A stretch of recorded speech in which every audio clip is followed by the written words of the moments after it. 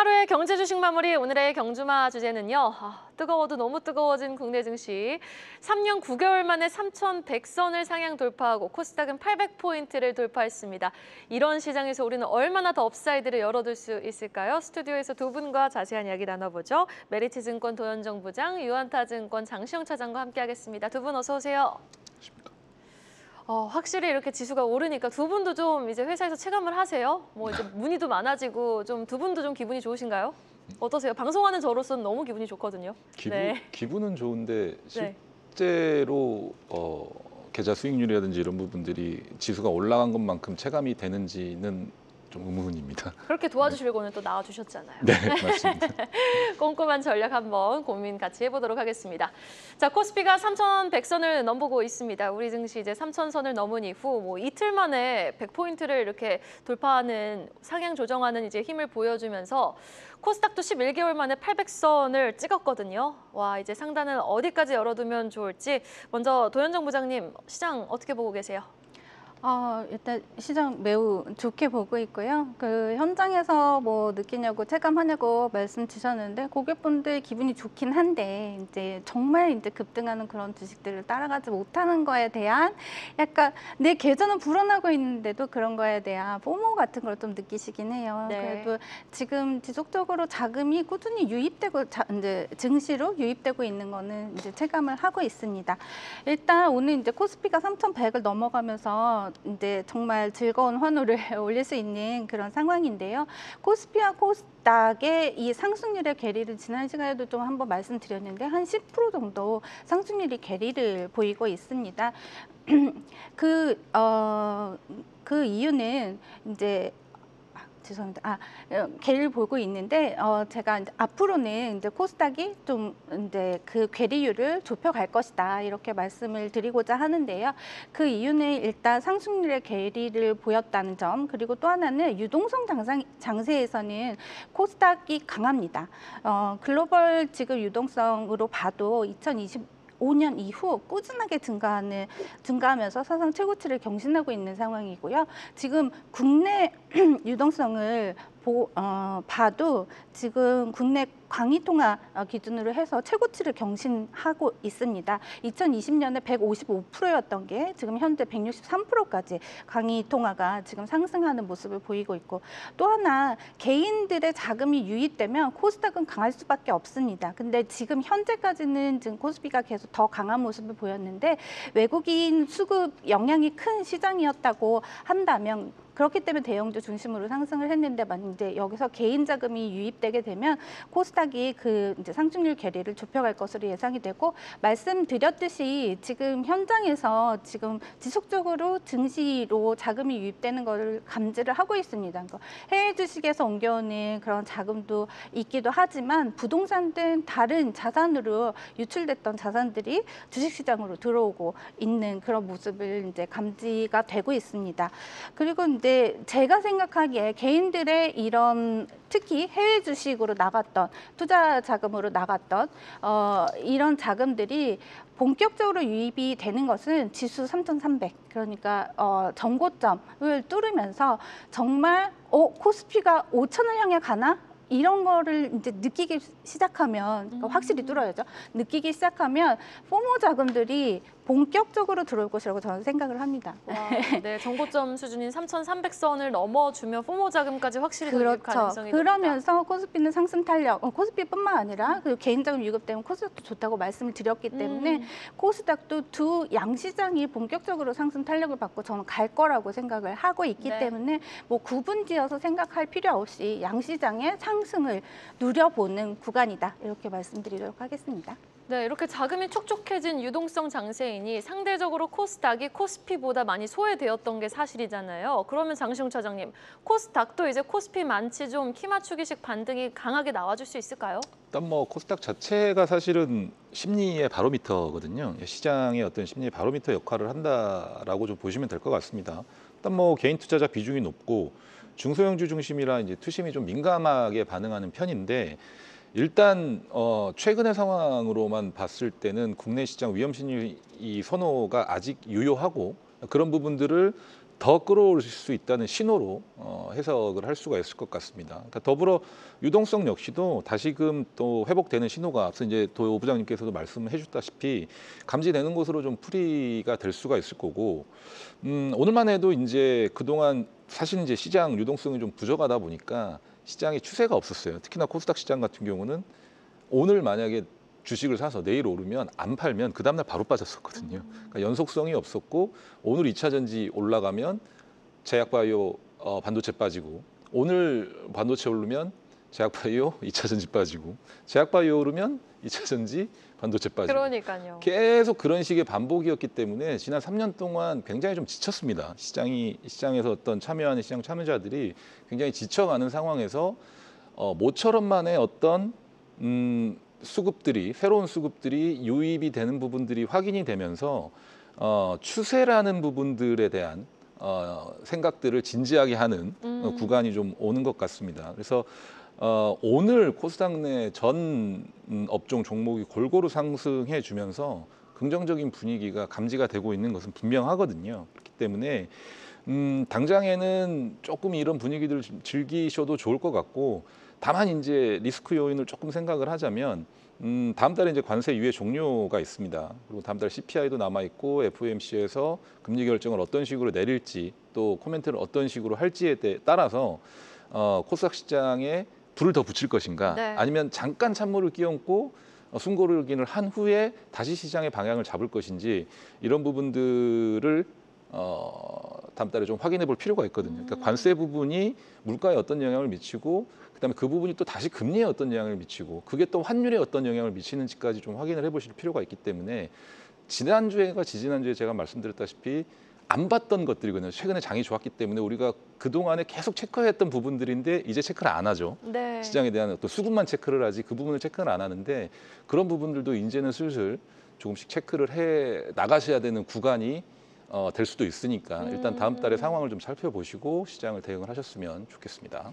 네, 알겠습니다. 우리가 이렇게 또 수급에 취해 있을 게 아니라 조금 더 꼼꼼하게 따져볼 건 따져봐야 된다. 뭐 수치라든지 데이터가 얼마나 좀 잘 나오는지 여부도 꼼꼼하게 따져봐야 된다라고 말씀해 주셨는데 도현정 부장님은 3,300포인트 돌파하면 포모 자금까지 유입이 될 가능성이 높으니 긍정적으로 본다라고 말씀하셨고 지수단에서 우리 장시영 차장님은 이렇게 좀 가파르게 100포인트가 코스피에 확 올라왔잖아요. 그러면 코스피, 코스닥 지금 상단 추가적으로 단기적으로 어느 정도 수준까지 더 열어두시는지 궁금해요. 아 지수를 네. 숫자로 좀 수치로 말씀해 주셔도 수치로. 좋고 아니면 어느 정도 레벨까지는 좀 또 가파르게 오를 거라고 보시는지 아니면 이제 좀 속도 조절에 들어갈 거라고 보시는지 궁금해요. 일단 분위기 자체는 굉장히 좋은 상황이잖아요. 네. 계속해서 이제 종목들이 순환매가 들어오면서 저평가되어 있는 종목들도 올라오고 또 바닥에 있는 종목들도 슬슬 시세를 내기 시작하고 그동안에 소외됐던 어떤 종목이나 업종이나 종목들 역시도 수급들이 끼어 들어가면서 끌어올리는 상황이기 때문에 당장에는 저는 지수 자체를 어느 정도 구간까지 좀 놓고 보기는 좀 힘들다고 보지만 못 오른 어떤 업종이나 종목들도 이제는 수급이 밀려 들어갈 수 있는 구간이 있으니까 추가적인 어떤 조금의 상승도 있을 것이고 또 그동안에 올랐던 종목들 뭐 사실은 오늘 방산주들이 조금 조정을 받았지만 네. 사실은 그동안에 주도주 역할을 했던 건설이든 지주, 증권, 은행 또 새로운 테마로 나왔던 스테이블 코인 관련 종목들도 여전히 강세였거든요. 다 갔어요. 다 오늘 강세였기 사실. 때문에 사실은 뭔가 끊김이 없는 상황이라 당장에는 추세가 이탈됐다 또는 뭐 단기적으로 조정이 나온다 이런 부분들을 말씀드리기는 어렵습니다. 그래서 제가 앞서 말씀드렸다시피 7월에 확인된 어떤 내용들이 어떤 상황으로 시장에 영향을 줄 것인지를 네. 우리는 볼 필요가 있다라고 정리를 해드린 거니까 그 구간까지는 사실은 조금 여유가 있지 않을까 생각을 합니다. 네, 알겠습니다. 그 시기까지. 그 네네. 시기까지는 네네. 알겠습니다. 구체적으로 어떤 지표를 좀 봐야 되는지 또 이야기 나눠볼 거고요. 자, 그럼 환율도 보면은 1,380원에 있었던 게 이제 중동 리스크가 완화가 되니까 바로 1,360원 선까지 내려오면서 오늘 외국인이 거래소에서 또 코스닥 시장에서 매수 우위를 기록했거든요. 근데 또 막판 들어서 선물 시장에서 시장에선 매도하더라고요. 수급은 어떤 좀 형태를 보일지 예상하고 계십니까? 뭐 외국인 수급에 대해서는 이제 아무래도 환율이 가장 큰 변수이겠죠. 근데 저는 외국인 매수대는 지속적으로 들어올 것이라고 생각을 하고 있습니다. 네. 한동안 이렇게 들어오다가 이스라엘, 이란 그 사태 이후에 조금 주춤하는 모습을 보이고 있는 그런 상황이긴 한데 오늘도 이제 초반에는 양시장 매수세가 강했던 이유가 환율이 급락하면서 매수세가 좀 강하게 유입이 되지 않았나 그렇게 보고 있습니다. 그렇기 때문에 이 달러 약세 기조 원달러 환율이 지금 수준에서 유지가 된다고 이제 급락하지 않는 상황에서는 지속적인 외국인 매수세가 유입될 것으로 저 예상을 하고 있고요.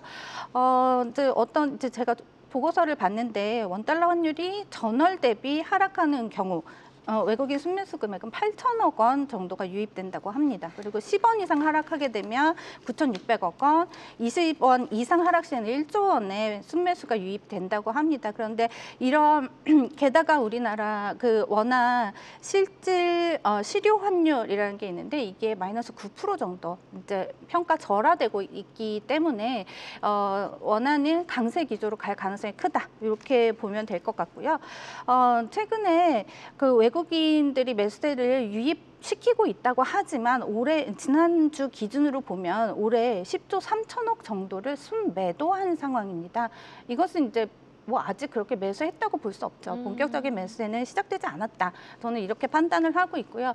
뭐 제가 이제 외국계 증권사의 애널리스트 등 뭐 좀 친구들이 있어서 얘기를 종종 듣는데요. 네네. 이 외국인들이 그 일본의 밸류업 을 못 먹은 그런 외국인들이 많다고 하더라고요. 그래서 저희가 한국 시장에서 밸류업을 시작할 때 그거를 굉장히 긍정적으로 보고 한국 시장을 놓치지 말아야겠다. 이런 의견들이 굉장히 많았다고 해요. 근데 네. 본격적으로 이제 추진이 제대로 못 되다가 최근에는 정말 정권이 여기에 의지를 갖고 지금 대응을 하고 있잖아요. 여당도 네. 그렇고 그렇기 때문에 그런 매수세, 일본에서 보여줬던 그 퍼포먼스를 기대하는 외국인 매수세는 지속적으로 유입이 될 것이라고 생각을 합니다. 그래서 대기자금 충분히 있다고 생각을 하고 있기 때문에 외국인 매수세 지속될 것이다. 근데 우리가 좀 환율을 주시하면서 좀 이제 조정은 있겠지만 지속적인 매수는 있을 것이다. 이렇게 말씀드리겠습니다.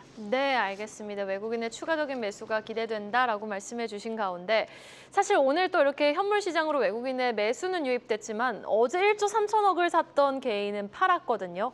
자, 그렇다면 우리 개인분들은 이런 상승장에서 추격 매수하시는 게 좋을까요? 아니면 조정이 나올 때 기다려서 담는 전략이 좀 더 유리할까요? 어떻게 보세요, 장시영 차장님? 일단 뭐 종목이나 업종별로 조금 다를 것 같아요. 아, 그래요? 이게 뭐 다 통일될 수는 없겠지만 사실 이제 정유라든지 해운 업종 같은 경우는 전쟁 프리미엄이 아직 좀 더 빠질 수도 있다라고 보거든요. 방산주들도 사실은 접근이 가능할 수 있겠지만 일부 종목들에 한해서는 프리미엄이 붙어서 좀 올라간 것들도 있기 때문에 그 부분은 조금 더 빠질 것 같고 다만 이제 하나오션이라든지 조선주들 같은 경우는 조동시 매수가 여전히 가능해 보이고요. 하나 시스템이라든지 에어로스페이스, 현대로템 같은 전통 방산주들 역시 중장기적으로 어떤 실적 모멘텀이라든지 이런 부분들이 훼손이 됐다거나 이런 부분들이 없으니까 추세 자체가 기술적으로도 깨졌다라고 보기는 어려워 보이기 때문에 며칠 두고 보고 추가적인 어떤 큰 폭의 하락이 없다면 매수 진입은 그쪽 관련해서는 여전히 유입하다라고 저는 보여집니다. 그래서 종목별로 또 업종별로 좀 다른 상황이기 때문에 지금 당장에 뭔가 좋은 종목들 쫓아가시기가 좀 부담스럽잖아요. 사실은 네. 앞서 저도 말씀드렸지만 사실 카카오페이 없으면 많이 허전합니다. 이 지수 대비해서 그렇죠. 수익률이 허전하죠. 네, 카카오나 없으면. 카카오페이, 네이버 없으면 많이 허전합니다. 일전에 사실은 지주사들 올라갈 때 그렇게까지 허전하지 않았습니다. 저 원전주 올라갈 때도 그렇게 허전하지 않았고 또 방산주들, 조선주들 그렇게 올라갈 때 허전하지 않았는데 너무 공감해요. 최근에 카카오페이, 네이버, 카카오 올라갈 때 카카오뱅크까지 오늘은 올라갔는데 굉장히 많이 허전하거든요. 근데 그런 마음을 가지고 너무 급하게 쫓아가다 보면 어김없이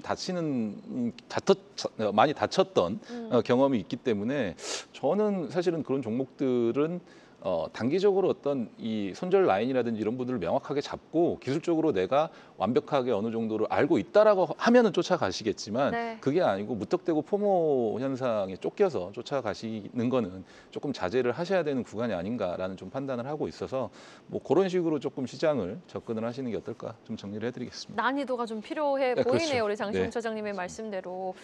도현정 우리 부장님도 개인분들 지금 이런 상승장에서 매수해야 된다고 보십니까? 아니면 좀 기다려 봐야 된다고 보십니까? 매수해야죠. 매수해야 된다. 네. 네, 네. 저는 조금 재밌는 리포트를 읽었어요. 그래서 어떤 그 리포트 리포트요? 얘기를 좀 말씀드리고 싶은데 제가 속해 있는 메리츠 증권의 전략 하시는 애널리스트 분인데 이수정 위원님이라고 계신데 네. 제가 이수정 위원님의 팬입니다. 그래서 오. 굉장히 아이디어 독특하시고 재밌는 리포트들을 쓰시는데요. 이번에 지정학적 리스크에 대해서 그러니까 어떻게 우리는 지정학적 리스크가 일어났을 때 어떻게 대응을 해야 하는지에 대한 리포트를 쓰셨어요. 그런데 이제 세 가지 질문을 던져라라고 하시는데 첫 번째가 내가 투자하는 국가의 인프라가 손상되거나 파괴되었는지를 체크하고 두 번째가 인플레이션과 인플레이션 예측에 1년 이상의 지속적인 영향이 있는가 그리고 세 번째가 실질 금리에 1년 이상 지속적인 영향이 있는가 이거를 파악을 해봐라. 그래서 만약에 이게 해당되지 않으면 단기적인 지정학적 리스크에 의한 주가 급락은 매수 찬스다. 이런 이제 리포트였습니다. 와, 네. 그래서 이번에 보면 2번, 3번에 해당하는 인플레이션에 해당하는 거는 유가 전망이었습니다. 아무래도 이란이 이제 3위 이제 그 원유를 생산하는 생산국이기 때문에 이게 좀 문제가 될 수 있었는데, 근데 생산량이 글로벌 생산량의 한 3% 정도밖에 되지 않아요. 그래서 실질적으로 크게 이제 영향을 미치지 않는다. 근데 단지 호르무즈 해협에 봉쇄 가능성이 있었고 이 호르무즈 해협이 봉쇄되게 되면 큰 오일 쇼크 같은 리스크까지 일어날 수 있기 때문에 요거는 좀 주의를 했어야 하는 부분인데 근데 트럼프 대통령이 지금 약달러 그리고 금리 인하를 얘기를 하고 있는데 유가가 올라가는 상황은 굉장히 달갑지 않은 상황이거든요. 그렇기 때문에 거기까지는 가지 않도록 조절을 할 것이다 이런 예상을 해왔고 실제로 그런 식으로 지금 어느 정도 일단락된 모습이기 때문에 앞으로 투자하시는 과정에서 이런 지정학적 리스크는 계속해서 빈번하게 일어날 것입니다. 그럼 이 세 가지 질문을 한번 해보시고 급락했을 때 매수 기회로 삼으시면 좋을 듯합니다. 네, 알겠습니다. 메리츠 증권의 전략 리포트를 또 참고해서 이 리스크가 발발했을 때, 이제 지정학적 리스크가 발발했을 때 우리 투심에 직접적인 영향이 얼마나 미쳐질지 파악을 하려면 이 세 가지를 따져보자까지 한번 들어봤습니다. 자, 지금 중동 휴전 때문일까요? 오늘 종목 안에서도 뭐 정유주라든지 해운주 테마성으로 올랐던 종목들 바로 차익 실현 매물이 출회됐거든요. 고로 이런 섹터들은 항상 트레이딩 영역으로만 봐야 되는 거죠, 장시영 차장님? 그렇죠. 뭐 앞서 이제 도 부장님께서 말씀해 주셨다시피 이제 그런 부분들, 그러니까 정유라든지 사실은 해운 업종 같은 경우는 그 동안에 업황 자체가 그렇게 썩 좋지는 않았었습니다. 해운주도 사실은 실적에 대한 어떤 기대감이 올라갔던 게 전쟁이라든지 이런 부분들의 위험 때문에 운임 가격이 단지 올랐었거든요. 그러니까 이 정반적으로 이게 추세를 가지고 실적에 대한 추정치가 계속해서 우상향을 하려면 경기 자체가 회복세로 완연하게 돌아서고 물동량 자체가 많아지면서 운임 가격이 올라가는 상황이 돼야 되는데 이게 그냥 항로를 우회하다 보니까 운임 가격이 올라간 부분들이 있었단 말이죠. 근데 그거는 사실은 오래 갈 수 없는 이슈이기 때문에 빠지는 순간 바로 실적은 다시 제자리로 돌아옵니다. 그러니까 해운주들 같은 경우는 실은 단기적인 어떤 이슈로 주가를 바라보시라고 일전에 한번 해운주에 대해서 우리가 언급을 할 때도 한번 말씀을 드렸었고 네네. 또 이런 부분들로 인해서 리스크가 좀 완화가 됐었을 때는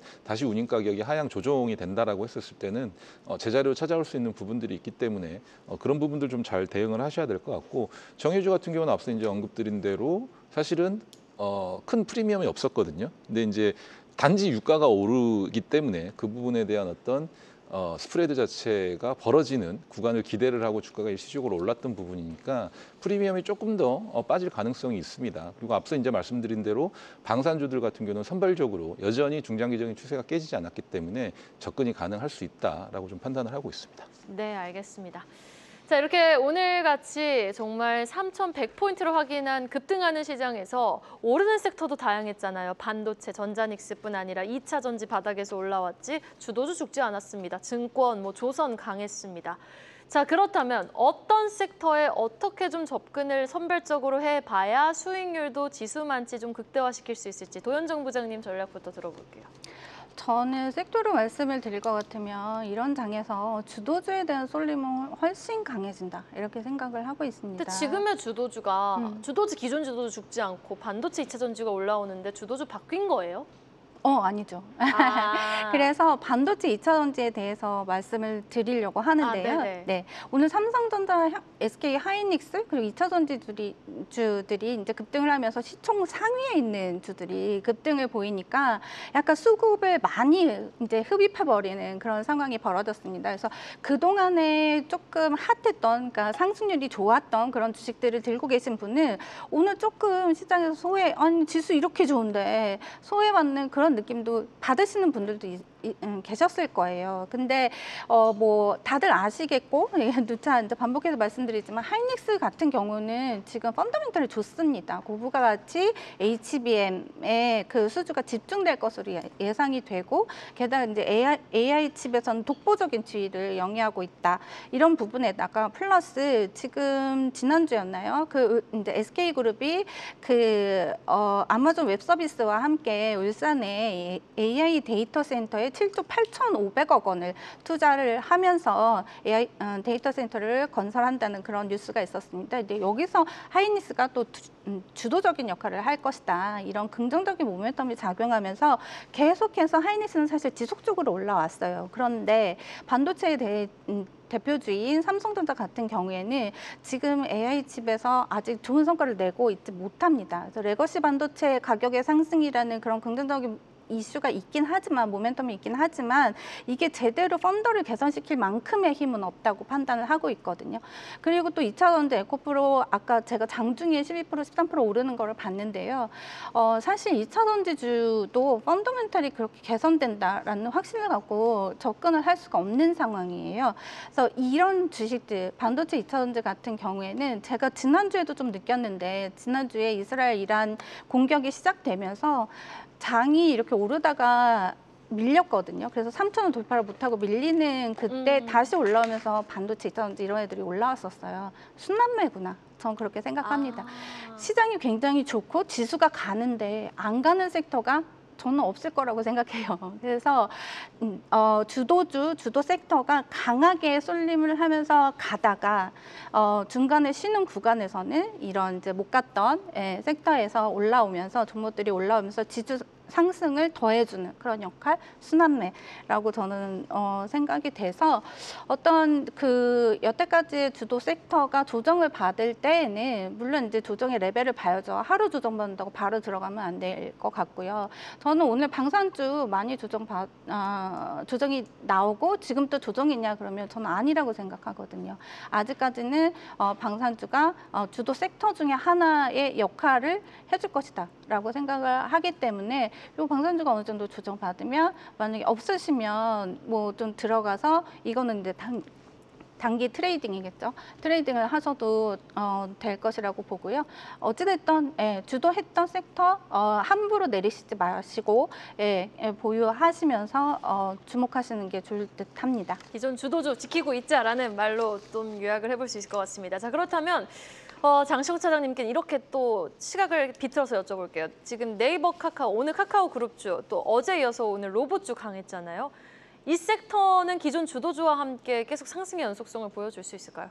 저는 AI랑 로봇 관련 종목들은 상대적으로 아직 지속 가능성이 좀 높아 보입니다. 그러니까 그동안에 사실은 많이 소외받았던 섹터였었는데 최근 들어서 갑작스럽게 좀 고개를 들고 있죠. 근데 이게 손정희 회장에 대한 어떤 투자 의지, 미국에 대한 마지막 도박이죠. 네. 1,400조 투자하는 마지막 도박인데 삼성이 TSMC는 사실은 참여를 보류하고 있다고는 하지만 삼성의 참여가 어떻게 될지 모르겠습니다만 그런 부분들이 만약에 진행이 된다라고 했었을 때는 그동안 사실은 생각지 못했던 모멘텀이 다시 발생하게 되는 격이거든요. 그리고 정부 입장에서도 AI 산업과 로봇 산업 같은 경우는 동시에 정책적으로 뭔가 키워주려는 듯한 어떤 분위기가 좀 감지가 되고 있기 때문에 스테이블 코인 관련 종목이 먼저 움직였다고 한다면 정책주로 다시 또 한 번 바턴을 이어받을 수 있는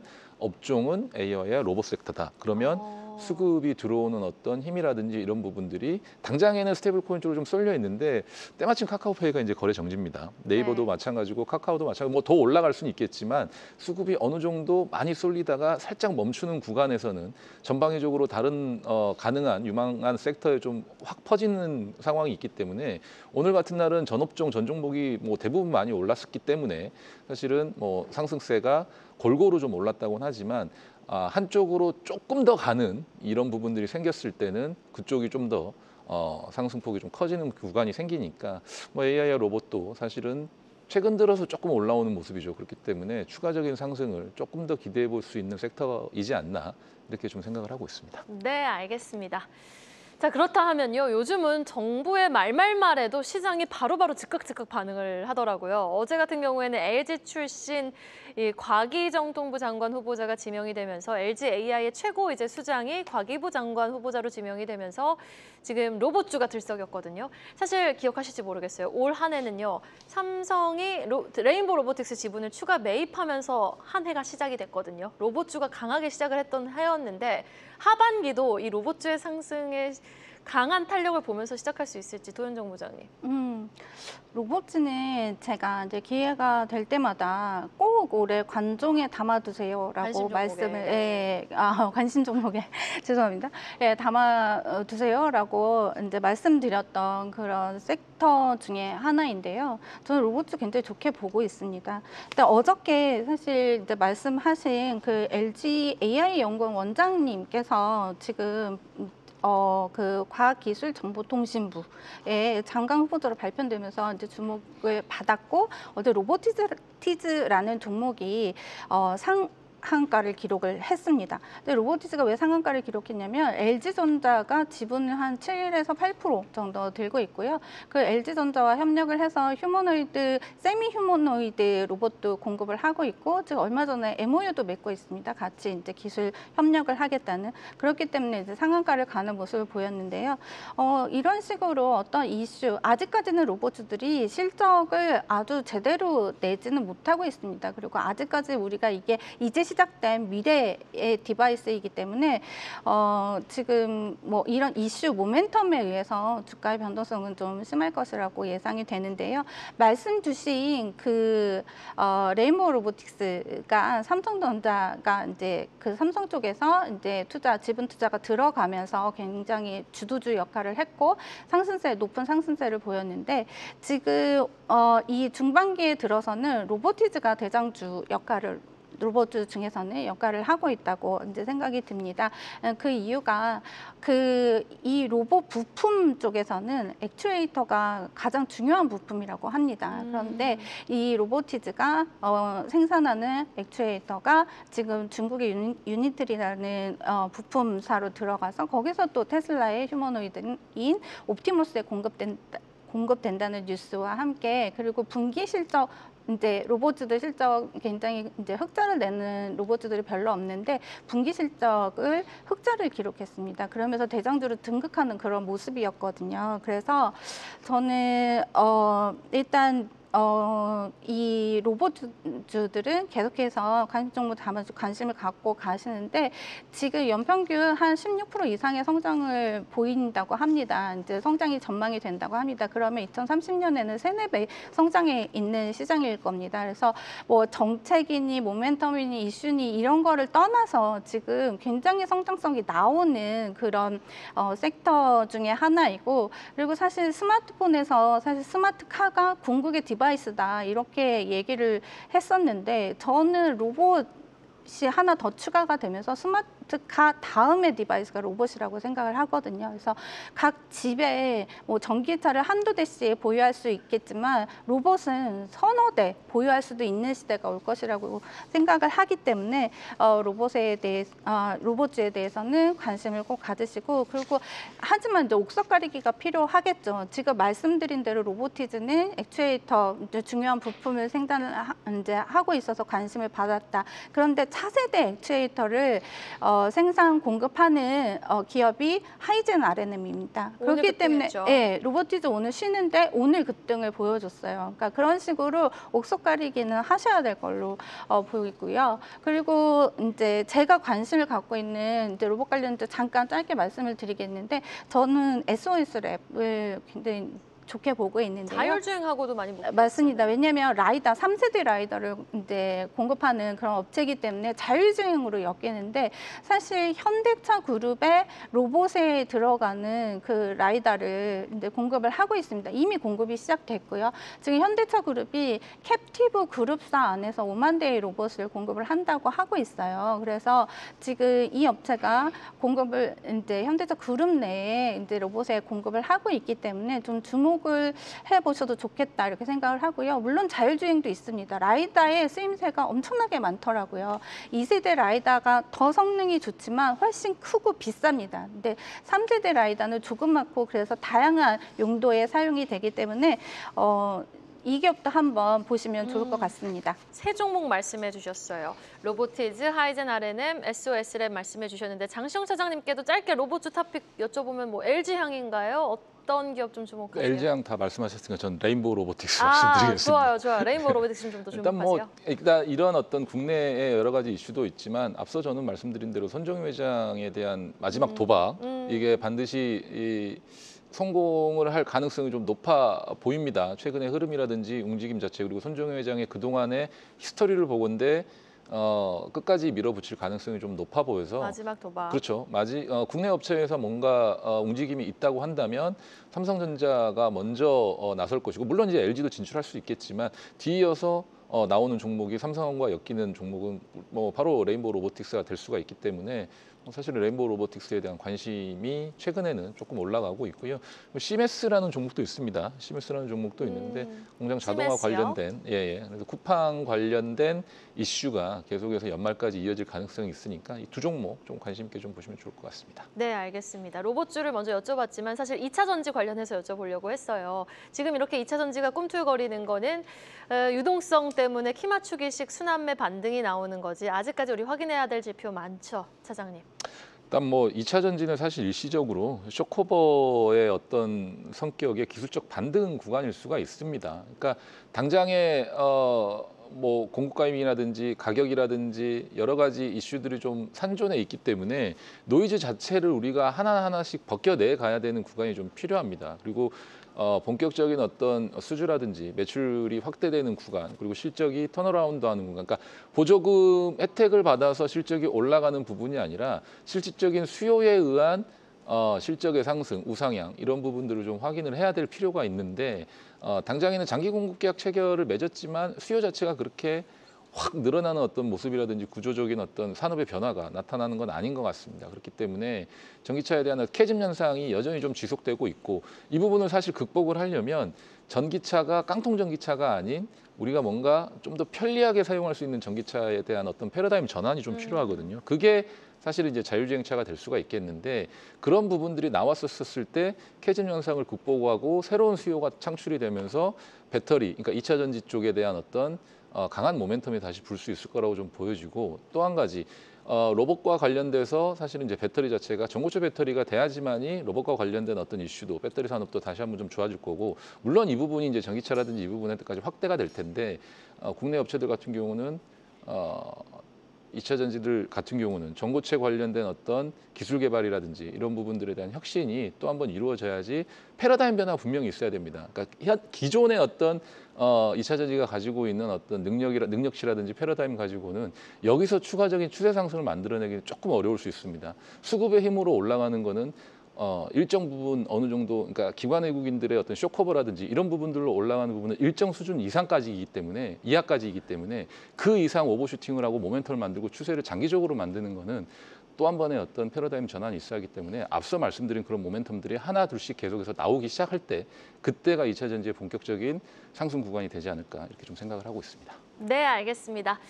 자, 이제 투자 전략과 탑픽 종목 들어볼 텐데 우리 도현정 부장님은 3,300포인트까지 올라오면 포모 자금 더 유입돼서 확 갈 수 있다 했는데 3,300포인트까지 우리가 좀 지켜봐야 될 변수도 많을 것 같고 전략 및 탑픽 종목까지 좀 제시해 주신다면요. 네, 일단 지금 차장님께서 이제 관세에 대해서 언급을 아까 해주셨는데요. 네네. 저는 이제 7월 8일 이제 상호관세 유예되고 나서 더 저는 유예가 될 것이라고 아주 긍정적으로 생각을 하고 있습니다. 그러니까 지수 3,300 이상 더 갈 거다 이렇게 말씀을 드렸는데요. 이미 보편 관세로 미국이 지금 10%의 관세를 지금 이제 부과하고 있습니다. 이미 트럼프는 성공했다고 저는 생각하고 있고요.